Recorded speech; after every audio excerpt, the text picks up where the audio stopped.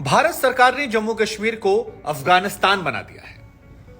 यह कहना है जम्मू कश्मीर के पूर्व मुख्यमंत्री महबूबा मुफ्ती जी का। दरअसल जम्मू कश्मीर में इन दिनों बुलडोजर से अवैध अतिक्रमण हटाओ अभियान जारी है और इसके चलते कई नेताओं की प्रॉपर्टियों को गिरा दिया गया जो अवैध कब्जे में थी। सरकार का यह दावा है कि हम उन प्रॉपर्टियों को हटा रहे हैं जो अवैध तरीके से कब्जा की गई हैं और इसमें बड़े लोगों की प्रॉपर्टियां हैं, गरीब लोगों को हम नहीं छू रहे हैं और जो प्रॉपर्टियां खाली होंगी उससे हम गरीब लोगों को दे देंगे।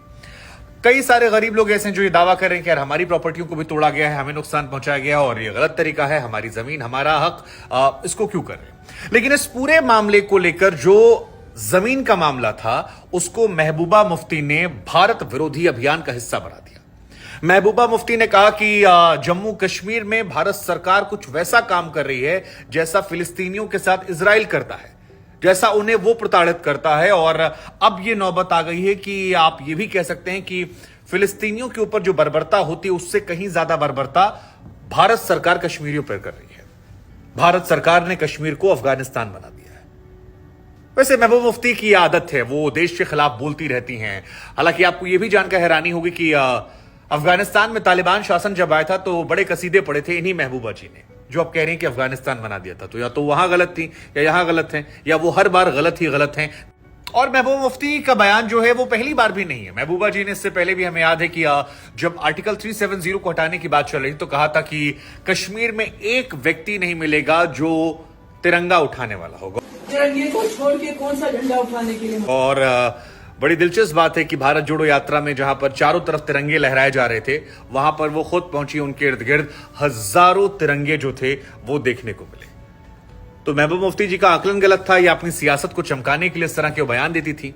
हालांकि बयान तो वो लगातार दे रही हैं। अभी परवेज मुशर्रफ की डेथ पर भी उन्होंने कहा कि he was the only general जिन्होंने शांति वार्ता की कोशिश की, जबकि दुनिया जानती है कि परवेज मुशर्रफ वो शख्स थे जिन्होंने करगिल में युद्ध करवाया।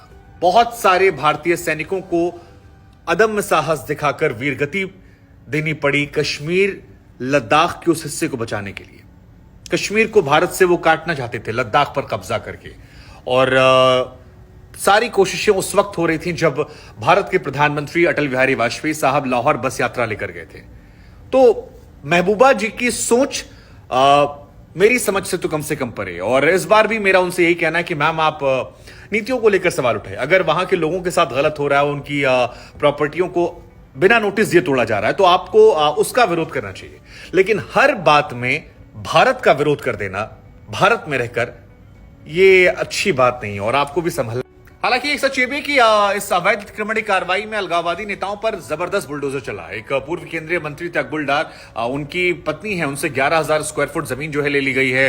कई और ऐसे नेता हैं जिनके करीबियों से जमीनें ले ली गई हैं। तो बड़े पैमाने पर अलगाववादियों पर जो ये काम हुआ है उसकी वजह से थोड़ी नफरत जो है वो देखने को मिल रही है। हालांकि महबूबा जी वो भी नेता हैं जिन्होंने एक बार भी उन आतंकवादियों के खिलाफ खुलकर मुखालफत नहीं की जो आए दिन कश्मीर में टारगेट क्लिक करते हैं। एक बार भी नहीं कहा। कितने सारे लोगों को मार दिया गया, वो एक बार तो कह सकती थी। तो उनका ये दोहरा चरित्र किस बात को लेकर है और क्या सियासत इतनी जरूरी है कि देशहित ना हो, और क्या वो अपने आप को भारतीय नहीं मानती। क्योंकि तिरंगा वाली बात मुझे आज भी चुभती है जब उन्होंने कहा था कि एक भी व्यक्ति तिरंगा उठाने के लायक नहीं बचेगा भारत में, एक भी हाथ नहीं मिलेगा जिसके हाथों में तिरंगा हो। और उनकी हालांकि सारी बातें गलत हुई। बाकी कश्मीर की स्थिति चिंताजनक है, भयावह है, परेशान करने वाली कई बार होती है, चाहे वो टारगेटेड किलिंग हो या वहां से ह्यूमन राइट्स को लेकर जो बातें आ रही हों। लेकिन इन सब के विषय मेरा मानना है कि अगर मुद्दा आधारित बात की जाए तो शायद बातों का दूरगामी परिणाम जो होता है वो देखने को मिलता है। लेकिन अगर केवल विरोध के लिए विरोध कर दिया जाए और हर बात पर देश के खिलाफ बोल दिया जाए तो फिर एक परसेप्शन बन जाता है और आपकी बातों की अहमियत कम हो जाती है। और शायद यही बात महबूबा मुफ्ती को लेकर है कि आज उनका बयान आता है, हम ये मान लेते हैं कि वो भारत को डिफेम करने के लिए ऐसा कुछ बोल देती हैं, और यही बात कई राजनेता भी बोल रहे हैं। आपकी क्या सोच है, कमेंट कीजिएगा।